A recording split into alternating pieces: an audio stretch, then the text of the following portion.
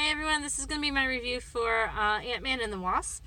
So, Ant-Man and the Wasp is, I guess it's a sequel. Can you call any of these sequels anymore in the Marvel Universe? Question mark. I don't know. But anyway, this takes place 2 years after Civil War and before Infinity War. So there's your timeline for right there. Basic story is that Scott, Ant-Man, has been placed, he took a deal with the FBI to go under house arrest for 2 years for all the stuff he did in Germany. That's Civil War. So this takes place 3 days before his home arrest is up. And so he's been, staying clear, being a good dad, he just started a company with Lewis, Michael Pena, who I love. He's my favorite character in this entire movie. But anyway, it's called Ex-Cons, and they have this security company, which is hilarious in of itself. But anyway, getting off the point. So he has this dream that he sees Hope's mother, which is, Dr. Prim's wife, who's been lost in the, years ago on a mission. Apparently she went subatomic, and she couldn't get back like he was able to get back years ago. And so he had this dream, and he called them, and then they kidnapped him to figure out why he had the dream, because they just built this huge machine that could basically take you subatomic, and they want to try to rescue Hope's mother, thinking that she's probably still alive. But while this is all happening, ghosts from the past, quite literally ghosts from the past. So an ex-associate of Dr. Prim's, who got fired when they both were working for S.H.I.E.L.D., went on his own and made his own subatomic machine, and it ended up blowing up this entire building and then affecting his little daughter. And so she grew up to be almost phase-like she wasn't corporal, only times that she could be corporal. And so she is working with an ex-S.H.I.E.L.D. agent that also worked with Dr. Prim. Really confusing, but it's Lawrence Fishburne. Anyway, the entire whole premise is that they want to steal the lab that has the machine that Hope and Dr. Prim is building, because they think it's going to save the girl. They just call her Ghost because she phases in and out. But it's really fun because they shrink the building all the time, and so it's a lot of handoff, stealing this little building and then blowing it up and doing things in there and then shrinking it down. But at the same time, the FBI can't know that he's not at home. So it's a really cute thing what they do with the ankle bracelet. You'll just have to watch it.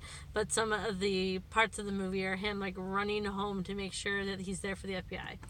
And of course his daughter is really, really cute. Anyway, quick summary. Didn't really want to put a lot of spoilers in.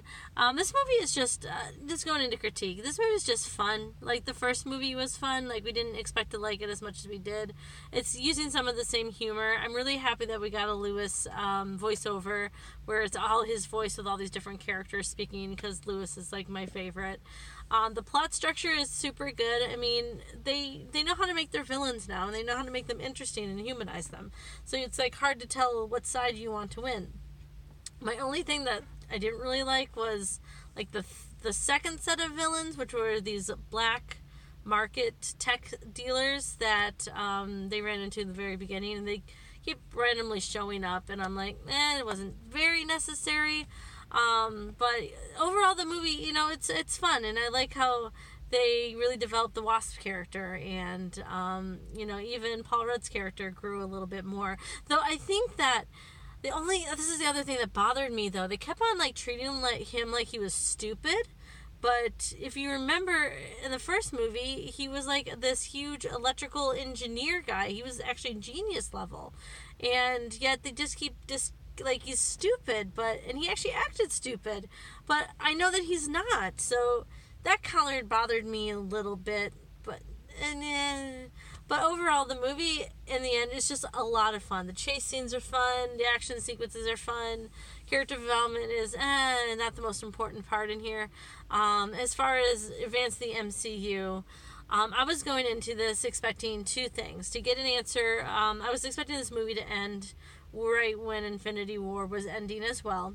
And I was expecting maybe a cameo by Mrs. Marvel, her first cameo, to pop in.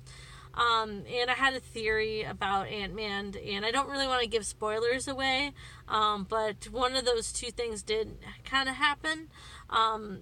So just, yeah, but the entire movie I was hoping to sync up a little bit more. It didn't. But I mean, it didn't disappoint in the end with one of the things I was looking for.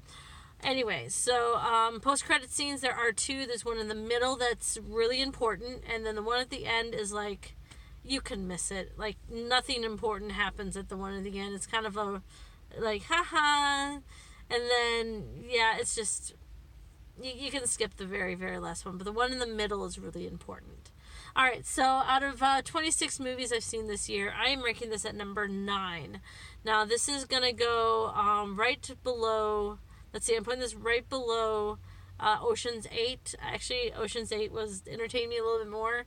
A little bit more clever, a little bit more heist. I really did enjoy Ocean's 8. I probably would watch that again before I do watch Ant-Man and the Wasp again. But this is actually going above Deadpool 2, being a sequel in of itself and a comedic sequel as well with a superhero movie. This one was way more enjoyable for me than Deadpool 2 was.